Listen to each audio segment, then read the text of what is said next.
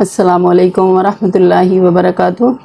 نحمد و نصلی علی رسولہ الکریم، اما بعد، فاعوذ باللہ من الشیطان الرجیم، بسم اللہ الرحمن الرحیم۔ رب اشرح لی صدری ویسر لی امری واحلل عقدۃ من لسانی یفقہوا قولی۔ رب زدنی علما، رب زدنی علما، رب زدنی علما، رب یسر ولا تعسر وتمم بالخیر۔ اللہم افتح علینا حکمتک وانشر علینا رحمتک یا ذا الجلال والاکرام۔ ربنا لا تزغ قلوبنا بعد اذ ہدیتنا وہب لنا من لدنک رحمۃ انک انت الوہاب۔ ربنا ظلمنا انفسنا وان لم تغفر لنا وترحمنا لنکونن من الخاسرین۔ اللہم فقہنا فی الدین، یا مقلب القلوب ثبت قلبی علی دینک، یا مصرف القلوب صرف قلبی علی طاعتک۔ اللہم الہمنی رشدی واعذنی من شر نفسی۔ اللہم انی اسألک الہدی والتقی والعفاف والغنی۔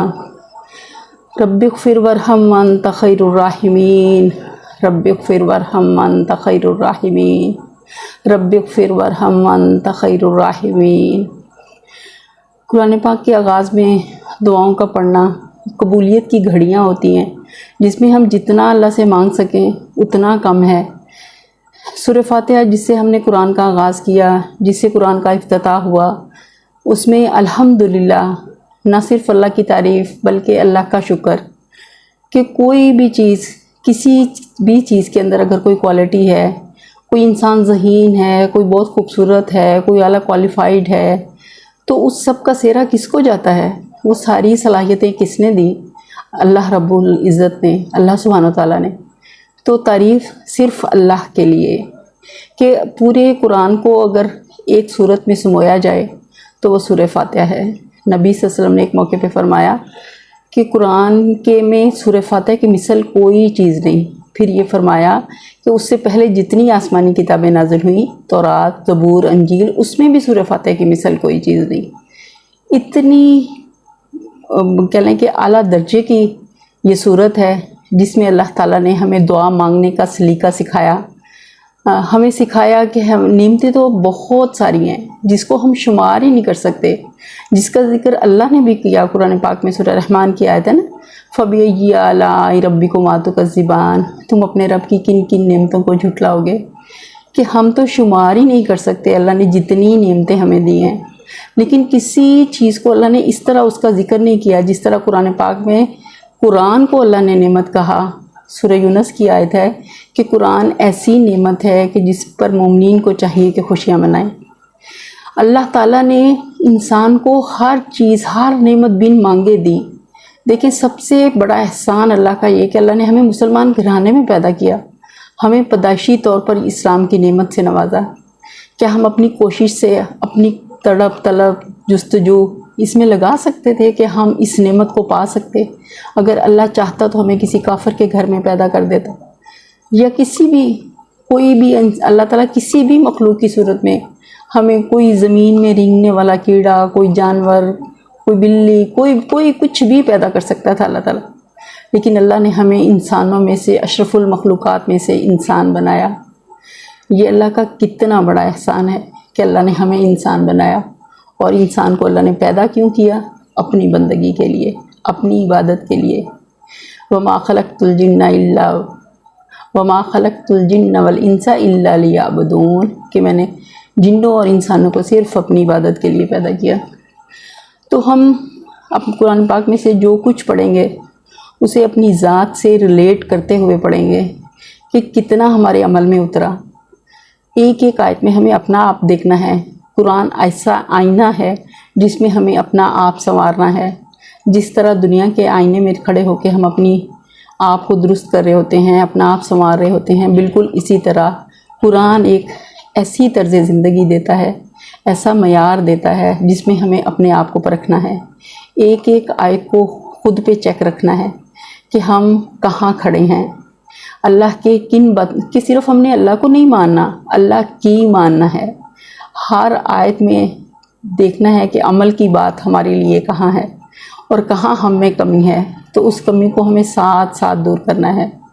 کہ بالکل ایسے ہی، بالکل جیسے میں نے آپ کو پہلے مثال دی تھی نا، کہ جیسے ایک گلاس ہو اور اس میں پانی سے وہ فل بھرا ہوا ہو، اور اس میں اگر میں کوئی اور چیز ڈالنا چاہوں تو مجھے اسے پہلے خالی کرنا پڑے گا.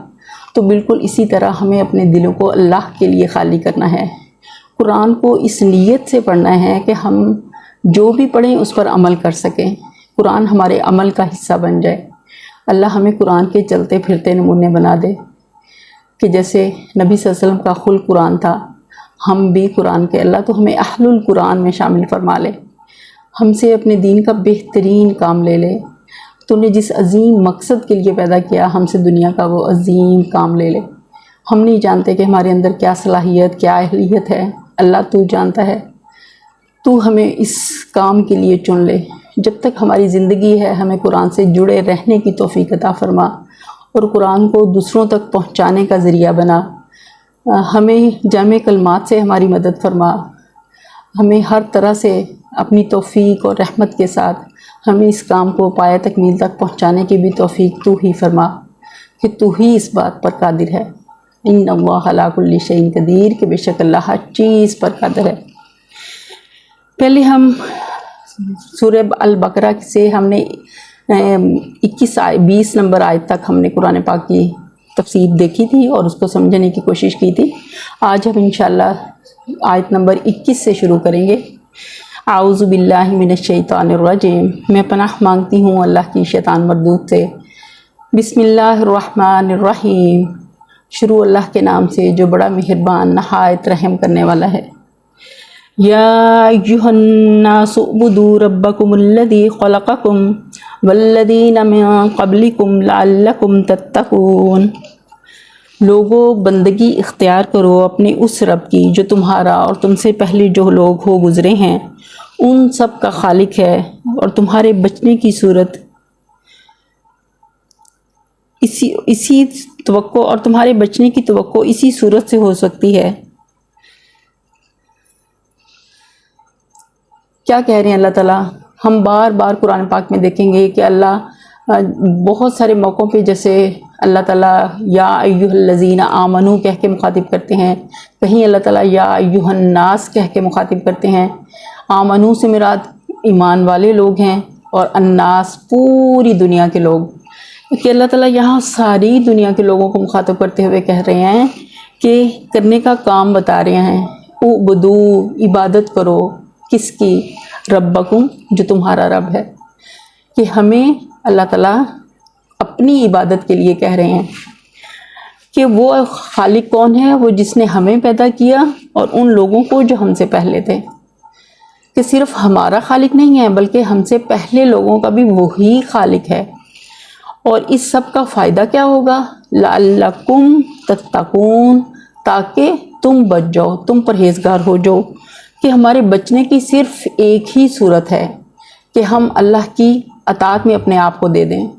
ہم یہاں صحابہ کرام کو دیکھتے ہیں کہ صحابہ کرام وہ تھے جن کے لیے اللہ تعالیٰ نے قرآن میں سند نازل کر دی، رضی اللہ عنہم ورضوا عنہ، کہ اللہ ان سے راضی ہو گیا اور وہ اللہ سے راضی ہو گئے. تو یہ کیسے ہوا؟ عرب کی وہ قوم جو جہالت میں بہت زیادہ، مطلب کہہ لیں کہ برائیوں میں پڑے ہوئے لوگ تھے، ہر برائی ان کے اندر تھی. لیکن جب اسلام آیا اور انہوں نے اسلام کی روشنی اپنے اندر پائی اور اس پر عمل کے لیے نبی صلی اللہ علیہ وسلم کے وہ ساتھی بنے، تو ان کی زندگیاں کیسے بدل گئیں. وہ کیسے وہ قرآن ان کی مطلب ہر بات سے قرآن جھلکتا تھا. وہ قرآن کے چلتے پھرتے نمونے بن گئے تھے. انہوں نے اپنے دلوں کو اللہ کے لیے خالی کر لیا تھا، اپنی عادات کو، اپنے رسم و رواج کو، اپنی ثقافت، کلچر، ہر چیز کو اللہ کی ذات پہ، اللہ کی کتاب پہ مقدم کر دیا تھا. کہ انہوں نے یہ نہیں دیکھا اس سے پہلے ہم کیا کرتے تھے، انہوں نے بس وہ دیکھا سمیعنا و اطعنا، کہ انہوں نے جیسے ہی اللہ کی بات سنی فوراً اس کی طرف لپکے اور عمل کے لیے اپنے آپ کو راضی کر لیا. کوئی ہچکچاہٹ نہیں ان کے اندر تھی. انہوں نے پورا کا پورا اپنا آپ اللہ کے حوالے کر دیا تھا. اور اللہ تعالیٰ قرآن میں کہتے ہیں کہ اہل ایمان نے اللہ سے، جیسے جنت کے بدلے میں اللہ نے مومنین سے سودا کر لیا. تو جب کسی چیز کا سودا ہو جائے تو پھر کوئی بھی چیز اپنے اختیار میں نہیں رہتی. نہ ہم وہ ہماری ملکیت ہوتی ہے، تو ہماری جانیں بھی ہماری اپنی نہیں ہیں، اللہ کی ملکیت میں ہیں۔ تو ہمیں اپنا آپ، جب ہم نے اللہ سے سودا کر لیا جنت کے بدلے میں، تو پھر ہمیں وہ کرنا ہے جو اللہ کی رضا ہے۔ جیسے سورہ والعصر، اس میں آتا ہے زمانے کی قسم کھا کے اللہ تعالیٰ کہہ رہے ہیں کہ قسم ہے زمانے کی، ان الانسان لفی خسر، بے شک انسان گھاٹے میں ہے۔ بچیں گے کون لوگ؟ جو 4 کام کریں گے، الا الذین آمنوا وعملوا الصالحات وتواصوا بالحق وتواصوا بالصبر۔ جو یہ 4 کام کر لیں گے صرف وہی بچیں گے۔ کہ ایک ساتھی تھے جن کو اللہ نے قرآن کا علم دیا تھا، وہ کیا کہتے ہیں کہ اگر ہم صرف سورہ عصر کو سمجھ کے پڑھ لیں اور اس پر ہی عمل کر لیں تو ہم جہنم کی آگ سے اپنے آپ کو بچا سکتے ہیں۔ کہ اس کی مثال ایسے ہی ہے کہ جیسے ایک برف بیچنے والا صدا دے رہا تھا کہ لوگوں اس شخص کے حال پہ رحم کرو جس کا سرمایہ گھلا جا رہا ہے۔ کہ اگر تو وہ برف بک گئی تو اس کا اصل بھی منافع کے ساتھ اس کے پاس لوٹ آیا، لیکن اگر وہ پڑے پڑے پگھل گئی اور وہ کچھ بھی بیچ نہ سکا تو سراسر گھاٹے کا سودا اس نے سراسر گھاٹے کا سودا کیا، یا وہ گھاٹے میں رہ گیا یا نقصان میں پڑ گیا، تو اس کا اصل بھی ضائع ہو گیا۔ تو ہم اللہ سے دعا کرتے ہیں کہ اللہ تو ہمیں ضائع ہونے سے بچا لے، ہمیں اپنی صحیح سچی بندگی کی توفیق دے دے، ہمیں ویسے ایمان کی توفیق دے دے جیسا تو نے ایمان صحابہ کو نصیب فرمایا۔ ہمارے دل اور ہمارے عمل، ہمارے ہر کام کو اپنے لیے خالص کر لے، ہمیں اپنی خواہشات نفس کی بندگی سے نکال دے۔ کہ ہم نے جو اپنی خواہشات نفس کو معبود بنایا ہوا ہے کہ جو دل کرتا ہے ہم کرتے ہیں، ہمیں اس رویے کو بدلنا ہے۔ کہ جیسے کوئی گناہ ہوتا ہے نا تو دل پہ سیاہ نقطہ لگتا ہے، تو جیسے ہی ہم سے کوئی بھی ایسی غلطی ہو یا نہ اللہ کی نافرمانی ہو تو ہمیں دیر نہیں کرنی توبہ کرنے میں، فوراً ہم نے وضو کرنا ہے اور 2 رکعت توبہ کی نماز اللہ کے سامنے کھڑے ہو جائیں، نماز پڑھیں اور اللہ سے سچی توبہ کر لیں اور آئندہ بچنے کے لیے توفیق اللہ سے مانگیں۔ کہ نبی صلی اللہ علیہ وسلم، صحابہ کہتے ہیں کہ جب بھی کسی پریشانی کا وقت ہوتا تھا تو ہم دیکھتے تھے کہ اللہ کے رسول کیا کرتے ہیں، تو اللہ کے رسول نماز پڑھ رہے ہوتے تھے۔ تو ہم لمبے چوڑے وظیفوں کے پیچھے تو پڑے رہتے ہیں، لیکن اصل جو کرنے کا کام ہے وہ شیطان ہمیں وہ کرنے نہیں دیتا، اس کی طرف ہمیں آنے نہیں دیتا۔ تو ہمیں ہر مشکل گھڑی میں کیا کرنا ہے؟ قرآن ہی میں اللہ تعالیٰ بتاتے ہیں استعینوا بالصبر والصلاۃ، قرآن اور نماز سے مدد صبر اور نماز سے مدد حاصل کریں۔ استعینوا بالصبر والصلاۃ، کہ صبر اور قرآن اس کے ساتھ اللہ کی مدد حاصل کریں، نماز اور صبر کے ساتھ۔ تو ہمیں ضرور اس بات کا اہتمام کرنا ہے۔ اگلی آیت دیکھ لیتے ہیں۔ الذی جعل لکم الارض فراشا والسماء بناء وانزل من السماء ماء فاخرج به من الثمرات رزقا لکم فلا تجعلوا للہ اندادا وانتم تعلمون۔ وہی تو ہے، الذی، وہی تو وہ ذات ہے جس نے تمہارے لیے زمین کا فرش بچھایا، آسمان کی چھت بنائی، اوپر سے پانی برسایا اور اس کے ذریعے سے ہر طرح کی پیداوار نکال کر تمہارے لیے رزق بہم پہنچایا۔ بس تم یہ جانتے ہو تو دوسروں کو اللہ کا مد مقابل نہ ٹھہراؤ۔ جہاں اللہ تعالیٰ کہہ رہے ہیں کہ اللہ تعالیٰ نے زمین کو ہمارے لیے فرش بچھایا، فرش جیسے ایسی سموتھ اس کو کر دیا، ایسی بیلنس کر دیا کہ ہم جیسے چاہیں اس پہ چلے پھریں، جیسے چاہیں اس پہ رہائش اختیار کریں، جیسے چاہیں بڑی بڑی بلڈنگیں بنائیں۔ اللہ نے اس کو ہمارے مطیع و فرما بردار کر دیا۔ اگر یہ زمین ہچکولے کھا رہی ہوتی، ہل جل رہی ہوتی، ہلکی سی بھی اس میں حرکت ہوتی تو ہم اس پر اس طرح اطمینان سے سکون حاصل نہیں کر سکتے تھے۔ یہ اللہ کی کتنی بڑی رحمت ہے کہ اتنی بڑی زمین جو دوہری گردش کرتی ہے، اس کے باوجود وہ ہمارے لیے بالکل ساکن ہے، ہم جیسے چاہیں اس پہ آرام فرماتے ہیں۔ بالکل ایک جیسے انسان اپنے گھر میں سکون اور آرام فیل کرتا ہے، بالکل ایسے ہی اللہ نے زمین کو ہمارے لیے بچھونا بنا دیا، فرش بنا دیا، ہم اس پہ سکون حاصل کرتے ہیں۔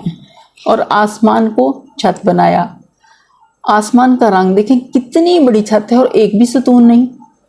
آسمان ایسے نہیں کہ کوئی سالڈ چیز نہیں ہے یا صرف دھواں ہے یا صرف ایک کلر ہے جو ہمیں نظر آ رہا ہے، نہیں۔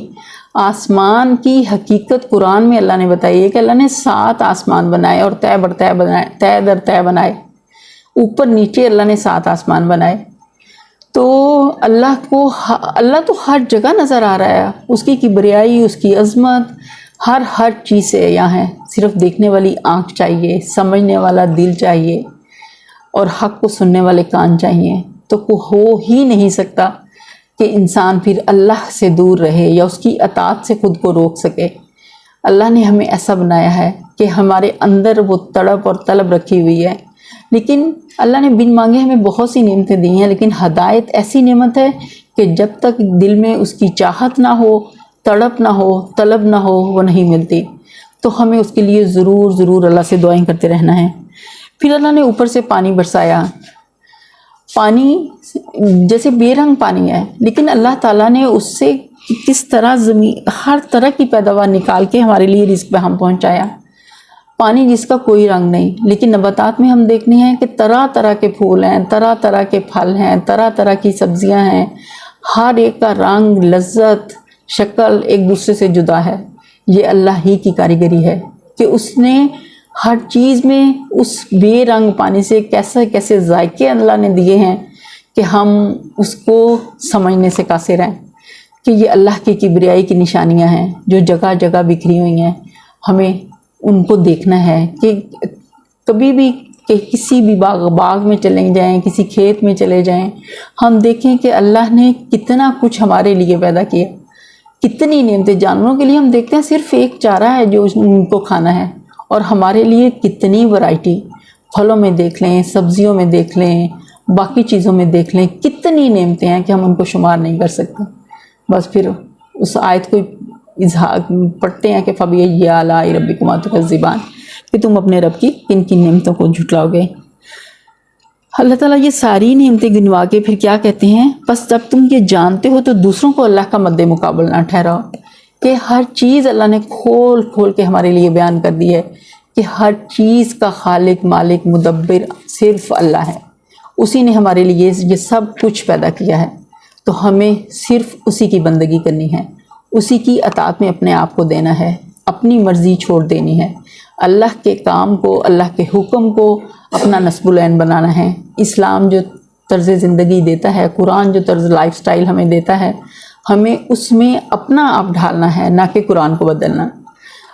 ہماری قرآن پاک کی کلاس انشاءاللہ فرائیڈے، سیٹرڈے اور سنڈے 3 دن ہوا کرے گی۔ میں پچھلی لیسن میں آپ کو بتانا بھول گئی، تو بہت سارے ساتھی جیسے فون پہ پوچھ رہے تھے کہ کس دن کلاس ہوگی، تو انشاءاللہ تعالی فرائیڈے، سیٹرڈے اور سنڈے ہوا کرے گی۔ ٹائم یہی مطلب کسی بھی ٹائم میں جیسے ڈاؤن لوڈ اسے کر دیا کریں گے، جیسے سہولت ہوگی ٹائم کی۔